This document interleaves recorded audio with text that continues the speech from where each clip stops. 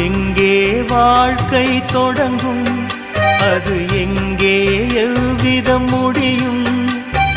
இதுதான் பாதை, இதுதான் பயணம் என்பது யாருக்கும் தெரியாது. பாதையெல்லாம் மாறி வரும், பயணம் முடிந்துவிடும். மாறுவதை புரிந்து கொண்டால் மயக்கம் தெளிந்துவிடும். நினைப்பதெல்லாம் நடந்துவிட்டால் தெய்வம் ஏதுமில்லை.